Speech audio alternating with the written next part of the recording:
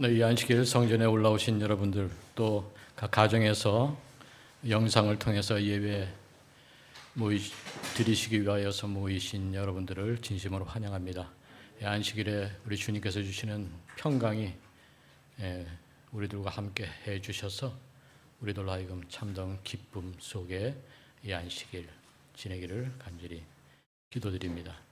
오늘 제목은 징계받은 분이라는 제목입니다. 징계라는 말은 그 위에 한자로 표기해놨고 그 밑에 그 뜻이 무엇인지를 적어놨습니다. 오늘 말씀은 레위기와 또 레위기서와 또 시대의 소망, 그리고 제가 읽었던 그리스도 중심의 성소론이라고 하는 책을 근거로 하여서 말씀을 좀 나누도록 하겠습니다. 우리는 지난 거의 3년여 동안 코로나 팬데믹으로 인하여서 어려운 중에 있습니다. 이제 어떻게 보면 그 끝자락에 오지 않았나 하는 생각까지 들기는 합니다만 더 경계는 늦추지 말아야 될 것 같다는 생각이 듭니다. 사람들이 당하고 있는 질병들 여러 가지가 있지만 그 중에 아마 문둥병만큼이나 사람들에게 있어서 크나큰 고통과 또 아픔을 주는 질병도 없을 것 같습니다. 오늘은 우리들이 그 아픔과 고통이 어떠한지 살펴보고 그것을 통하여서 주님께서 우리들 하여금 어떻게 인도하시는지 그분의 손길을 발길을 한번 따라가 보도록 하겠습니다. 여기 문둥병이라고 하는 부분에 대하여서 좀 적어가지고 왔습니다. 문둥병은 고대의 질병 중에서 가장 무서운 질병이었다.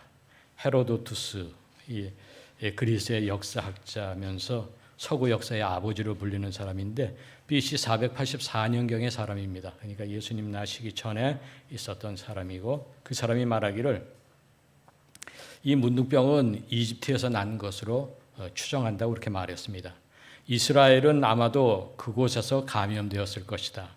하나님의 백성에 대한 압제와 하나님에 대한 도전의 한 표상인 애굽은 너희가 의를 행하면 내가 애굽 사람에게 내린 모든 질병의 하나도 너희에게 내리지 아니하리니라는 여호와의 약속에 빚을 던져준다. 계속해서 문둥병자가 어떠한지에 대해서 말해줍니다. 문둥병자는 결절과 무감각의 두 단계로 발전한다. 처음에는 둥근 모양으로 늘어난 단단한 낭종의 피부는 그 표면이 빛나게 된다.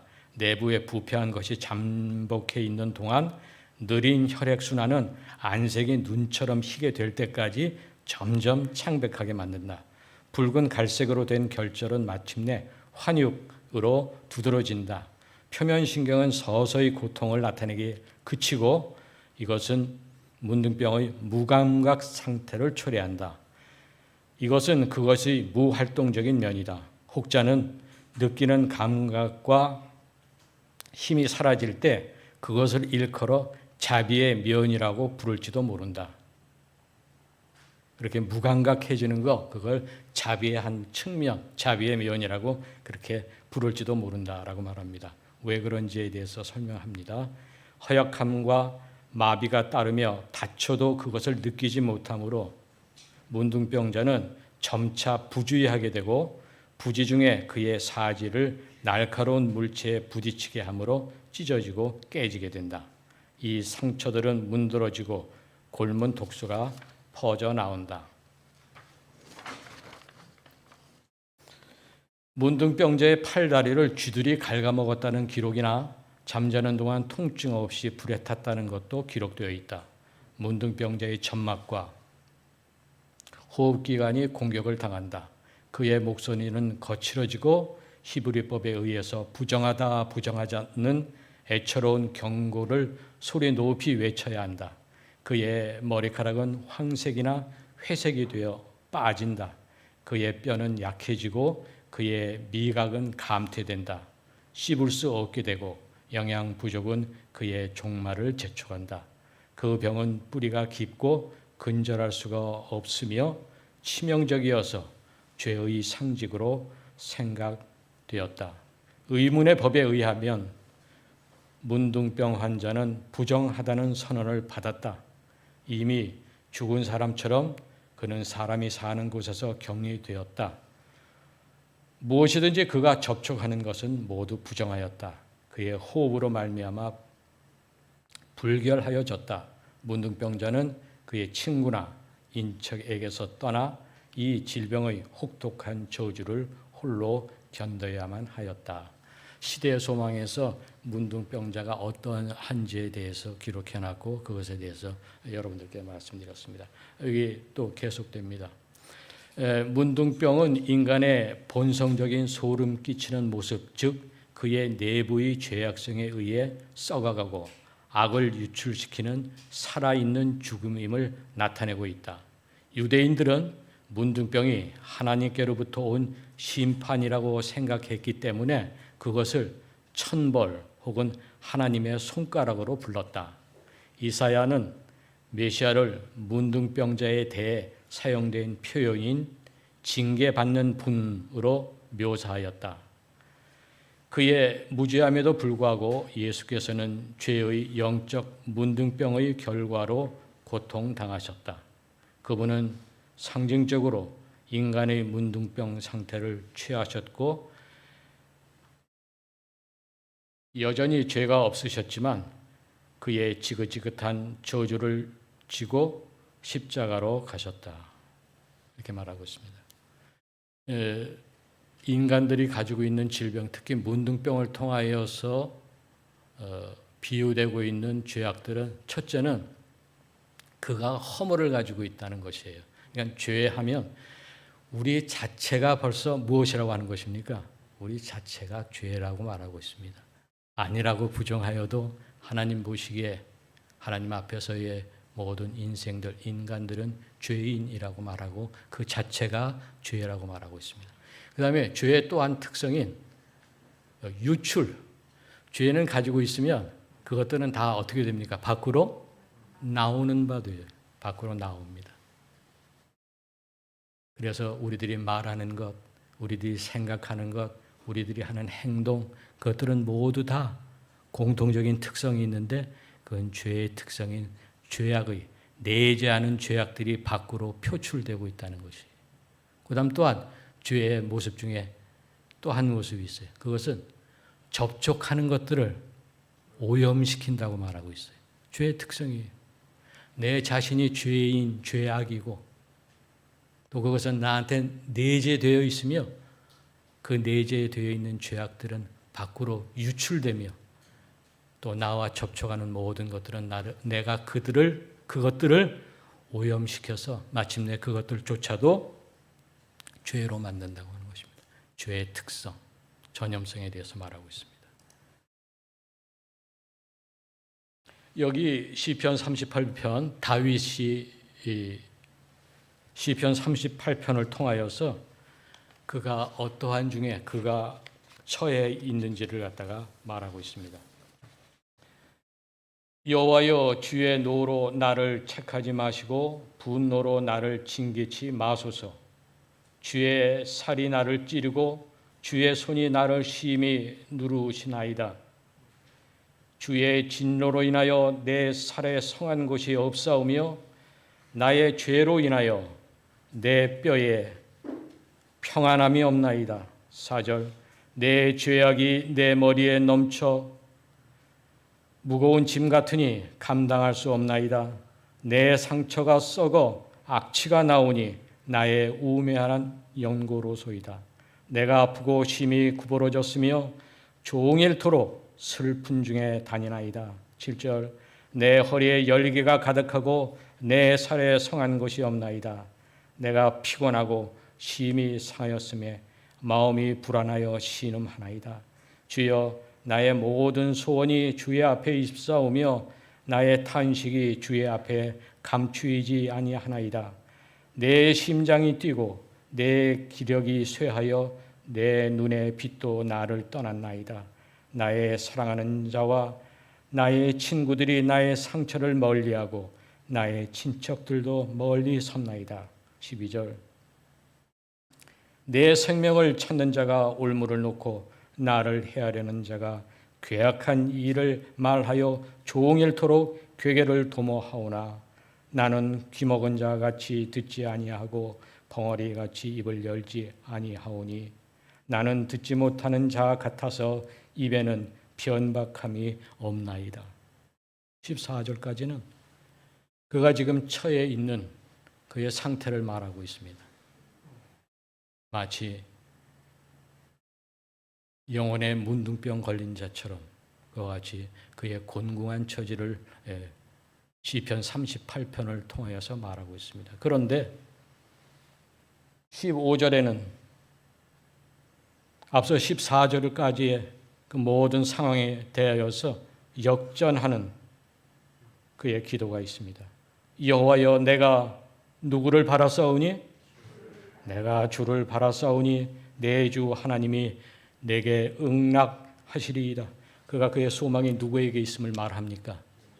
내가 문둥병 걸린 것처럼 내 마음이 지금 상하고 고통 중에 있지만 나의 모든 소망은 누구에게 있다고요? 그분께 있다고 말하고 있어요. 하나님께서 당신의 회초리로 문둥병을 사용하셨습니다. 구약의 역사를 보면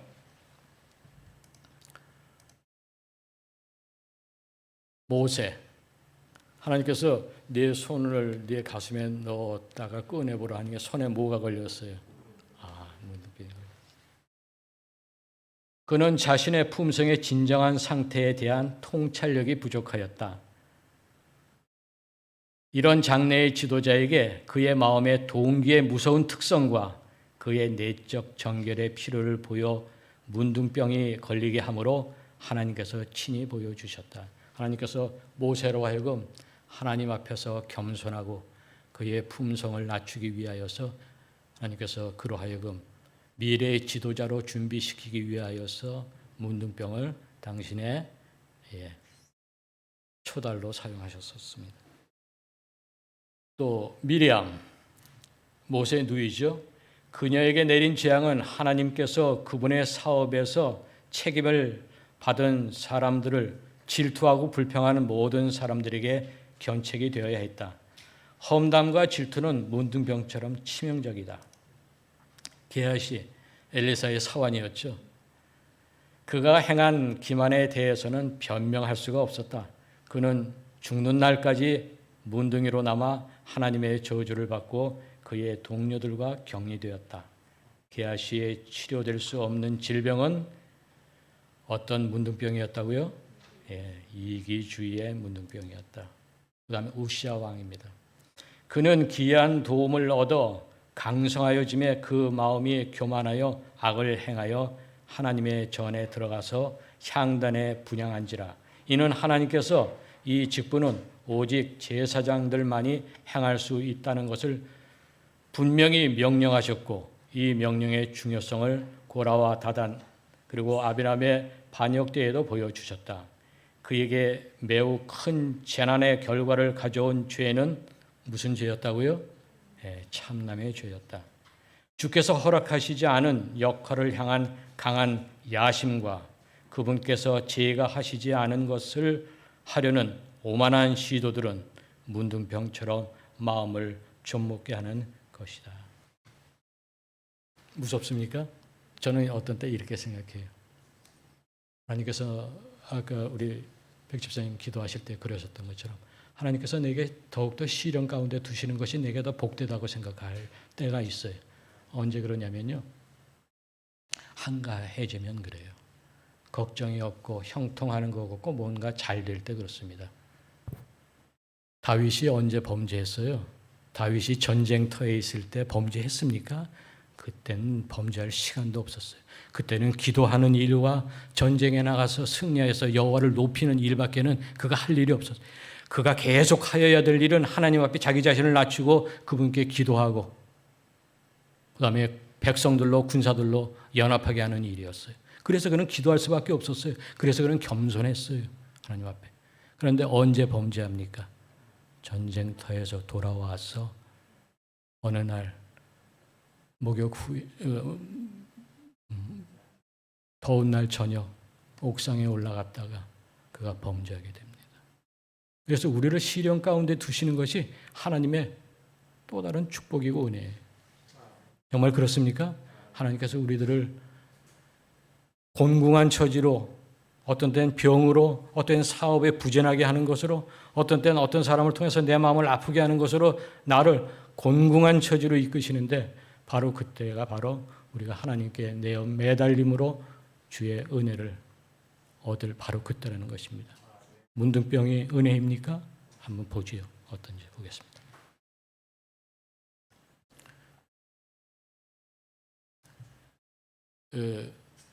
아담과 하와 이후에 하나님 앞에 범죄하였던 인간들, 인생들 엑스레이 한번 찍어봤어요.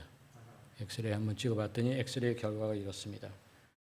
저희가 마음에 하나님 두기를 싫어하며 하나님께서 저희를 그 상실한 마음대로 내어 버려두사 합당치 못한 일을 하게 하셨으니, 이제 영상의학과 닥터의 뭐라고 합니까? 처방전입니까? 아니면 진단이 나왔습니다.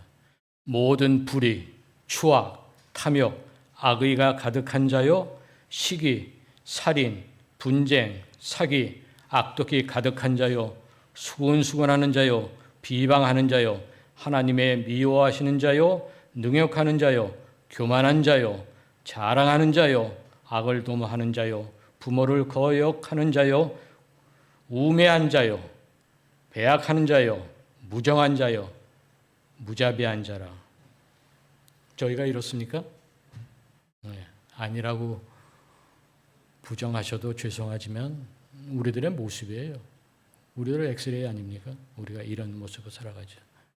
아무리 아니라고 해도 우리들 입에서 나오는 것은, 우리들과 접촉하는 것은, 그리고 내 자신은 하나님 앞에서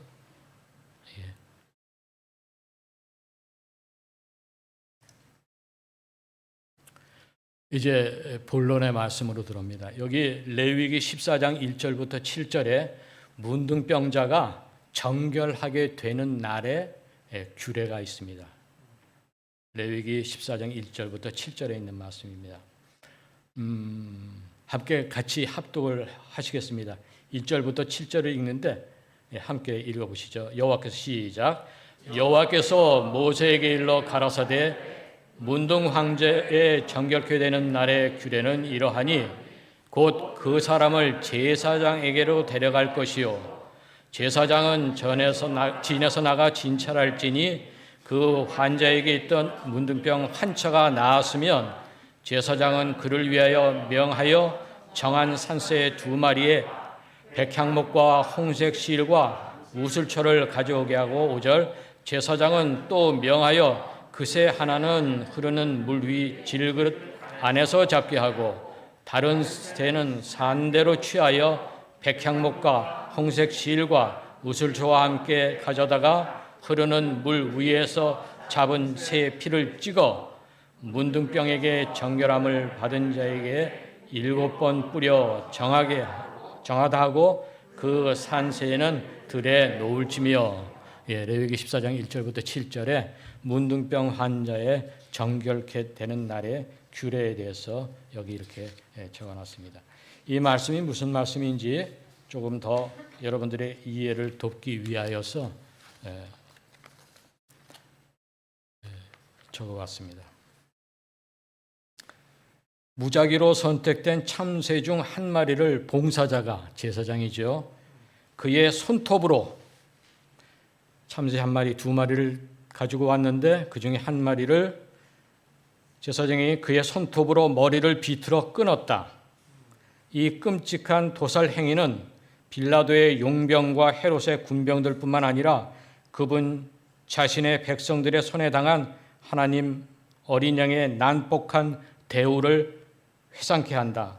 그 무서운 갈바리의 드라마는 원격 조종된 비인격적 도구에 의해서가 아니라 인간의 손의 보복에 의하여 상연되었다. 작고 떨고 있는 죄 없는 새와 대조되는 악에 가공할 힘은 이렇게 묘사되었다. 제사장의 행동 역시 자신이 제사장이며 희생 제물이신 그리스도의 생명을 버리심을 표상했다. 그러고 나서 제사장은 그릇에 있는 물에 참새의 피를 짜고 근처에 구멍을 파고 도살 장소 근처에 작은 사체를 묻는다. 이 장소가 부서지고 죽임당한 작은 갈색 새에 의해 대표된 실체의 장사 지낼 골고다 옆에 있는 요셉의 새 무덤을 연상케 하는가? 그것이 예수께서 참새 2마리가 한 아사리온에 팔리는 것이 아니냐. 그러나 너희 아버지께서 허락하지 아니하시면 그 하나도 땅에 떨어지지 아니하리라고 하신 이 준엄한 말씀 가운데서 이 냉담한 행동을 어떻게 이해할 것인가? 하늘의 참새가, 즉 그리스도가 냉정하게 이 지구에 내던져졌을 때 그의 아버지도 그와 함께 고통스러워하셨다. 영원하신 생명이시여, 우리가 이 상징들을 바로 읽고 당신의 빛을 갖게 하소서. 계속해서 읽어드리겠습니다.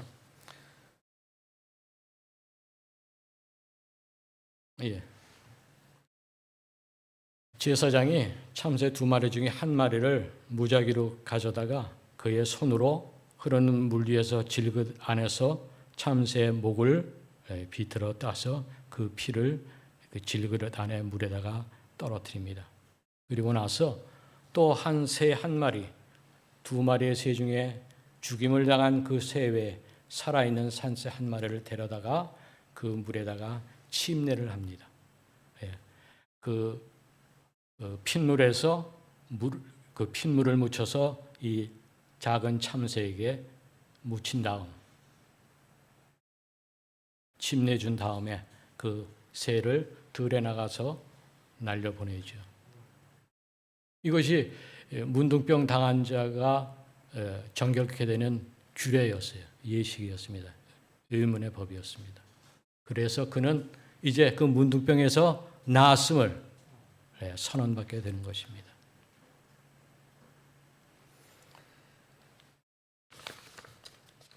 제가 노래 하나 가져왔습니다. 노래 하나 가져왔는데 잘 들으셔야 합니다. 잘 들으시는데 어떤 환경에서 무엇을 노래하고 있는지 한번 들어보시기 바랍니다.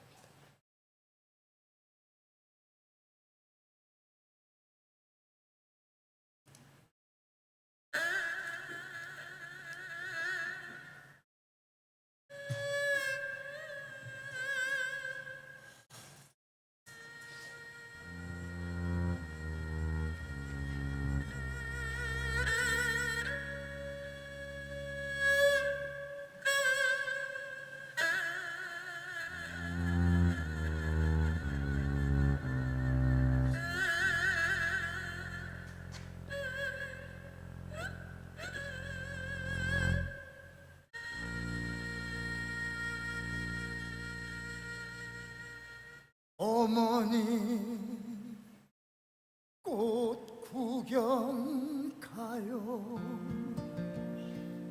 제 등에 업혀 꽃 구경 가요. 세상이 온통 꽃핀 봄날 어머니는 좋아라고 아들 등에 업혔네. 마을을 지나고 산길을 지나고 산자락에 휘감겨 숲길이 짙어지자 아이고 머니나 어머니는 그만 말을 잃더니 꽃 구경 봄 구경 눈 감아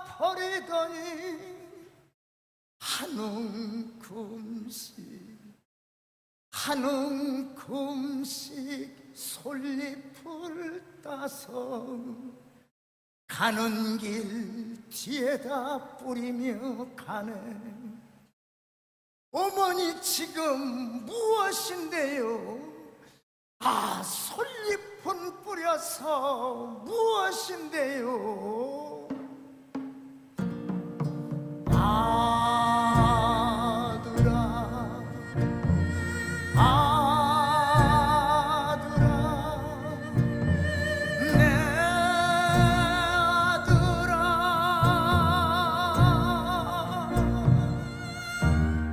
너 혼자 내려갈 걱정이구나. 길 잃고 헤맬까 걱정이구나.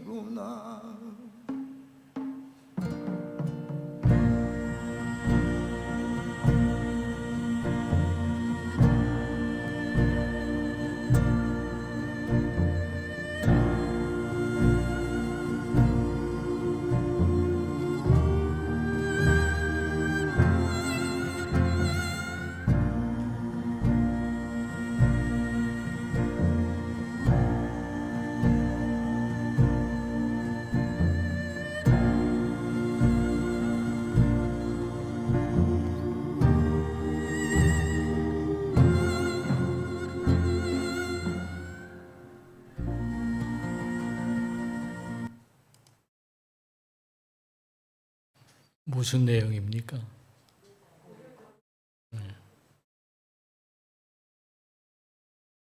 어머니한테 꽃구경 가자고 속이고 어머니 등에 업고 갖다 버리라 가지요.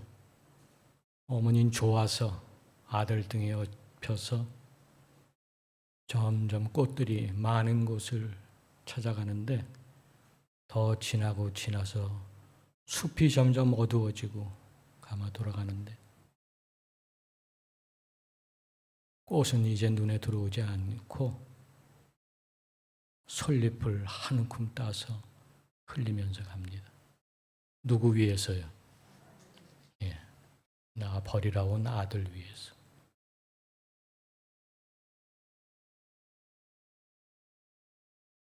이 노래에 나온 어머니 업고 간 아들은 어머니의 사랑 알았을까요? 몰랐을까요? 예, 몰랐어요. 그런데 저 노래를 부른 저 가수는 어머니의 사랑에 대해서 아는 것 같습니까? 모르는 것 같습니까?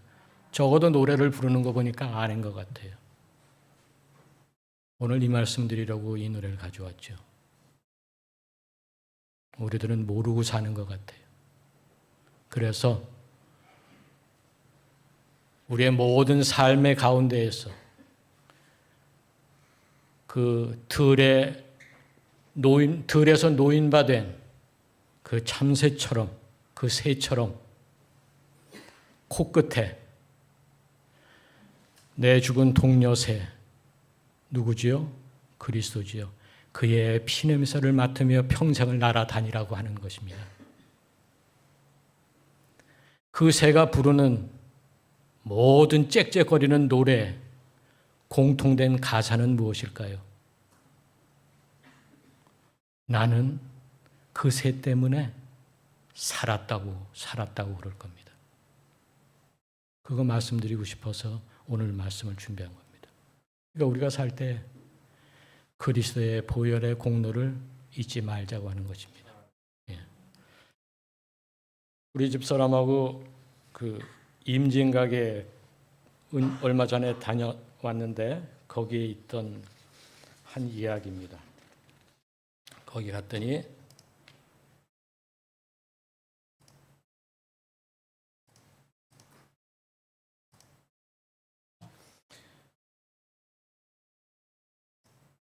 네, 없어졌네요.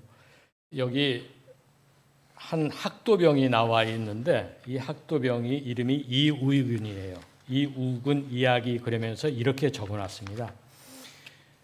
6.25 전쟁에 16세의 나이에 학도병으로 참전해서 1950년 8월 11일 포항 여중 전투 중 포항 여자중학교 앞 벌판에서 전사했다.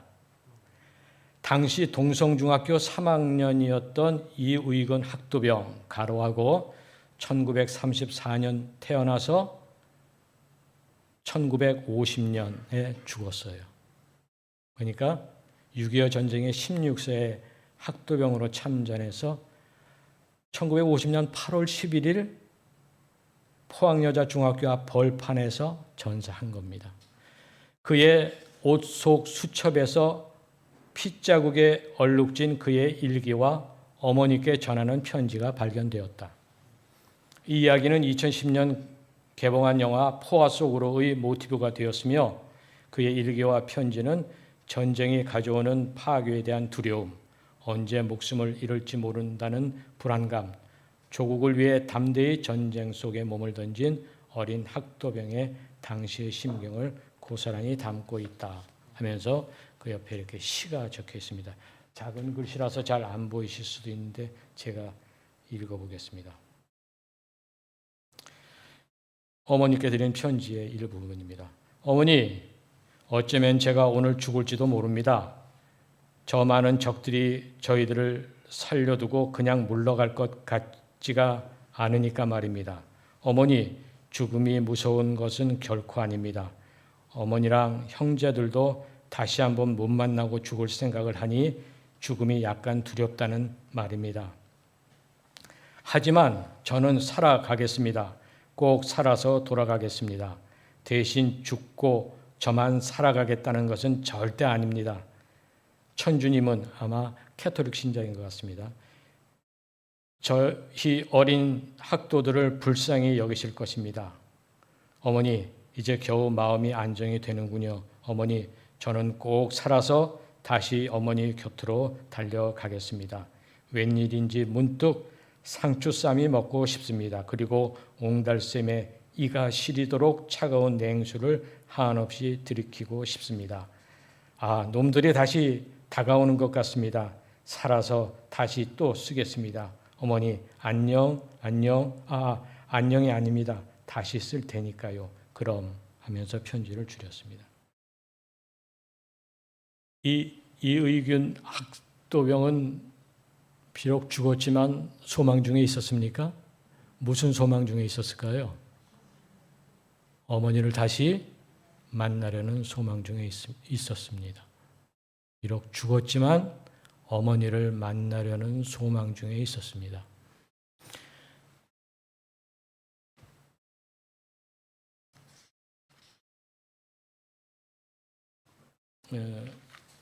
그 문둥병 환자의 정결 규례, 정결 예식의 부분에 대해서 설명한 것을 마저 읽겠습니다. 이 의식은 깨끗해진 문둥병자가 이제부터는 하나님의 음성을 듣고 그를 위해 일하고 갈바리에 뿌려진 피와 오순절의 성령의 선물에 의하여 바르게 된 그의 길을 따라 길이 준비되었다는 것을 선포하였다. 피와 기름으로 흠뻑 적셔진 제사장의 손은 영원한 성령에 의해 지원된 구세주의 희생과 중보의 두 가지 중요한 봉사에 대한 말없는 증언이었다. 다음에 제사장은 문둥병자가 회개의 속죄제와 헌신의 번제를 그 자신과 그의 모든 재산을 주님께 바침을 보여주는 합당한 소제와 전제와 함께 드리는 일을 도왔다. 그는 최종적으로 그 문둥병자가 하나님 보시기에 정결하며 그의 가족과 연합하고 그의 백성들과 언약의 관계로 완벽히 회복되었음을 선언하였다. 하나님 앞에서의 우리의 상태는 문둥병 걸린 자들과 다를 바가 없습니다. 그러나 우리가 정결하게 되는 것은 그분의 은혜로 말미암는 것이고 그 은혜를 입은 자로 빚진 자로 우리가 살아나갈 때 우리의 삶의 매 순간은 그의 보혈의 그 냄새, 그 향을 맡으면서 우리들의 모든 세계가 하나님 앞에서의 봉사의 생애를 꼭 살기 바랍니다. 이 말씀을 마치면서 여기 정로의 계단에 있는 말씀을 읽고 마치도록 하겠습니다.